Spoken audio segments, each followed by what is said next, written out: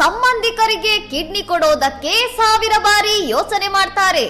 ಆದ್ರೆ ಈ ವೈದ್ಯ ಒಬ್ಬ ಅಪರಿಚಿತ ಮಹಿಳೆಯ ಜೀವ ಉಳಿಸಲು ಸ್ವತಃ ಹೈಕೋರ್ಟ್ ಮೆಟ್ಟಿಲೇರಿ ಹೋರಾಡಿ ಜಯಗಳಿಸಿದ್ದಾರೆ. ಬೆಂಗಳೂರಿನ ಖಾಸಗಿ ಆಸ್ಪತ್ರೆಯ ಭ್ರೂಣ ಔಷಧ ತಜ್ಞೆ ಡಾಕ್ಟರ್ ತಂಕಂ ಎಸ್ ಅಪರಿಚಿತ ಮಹಿಳೆಯೊಬ್ಬರಿಗೆ ತಮ್ಮ ಕಿಡ್ನಿ ದಾನ ಮಾಡುವ ಮೂಲಕ ವೈದ್ಯೋ ನಾರಾಯಣೋ ಹರಿ ಎಂಬ ಮಾತನ್ನು ನಿಜ ಮಾಡಿದ್ದಾರೆ. ಸಾಮಾನ್ಯವಾಗಿ ಜೀವಂತವಾಗಿರುವಾಗ ರಕ್ತ ಸಂಬಂಧಗಳಿಗೆ ಮಾತ್ರ ಕಿಡ್ನಿ ನೀಡಲು ಅವಕಾಶವಿತ್ತು. ಆದರೆ ಈ ನಿಯಮದ ವಿರುದ್ಧ ಡಾಕ್ಟರ್ ತಂಕಂ 2014ರಿಂದ ಬರೋಬ್ಬರಿ 10 ವರ್ಷಗಳ ಕಾಲ ಕಾನೂನು ಸಮರ ನಡೆಸಿದ್ದರು.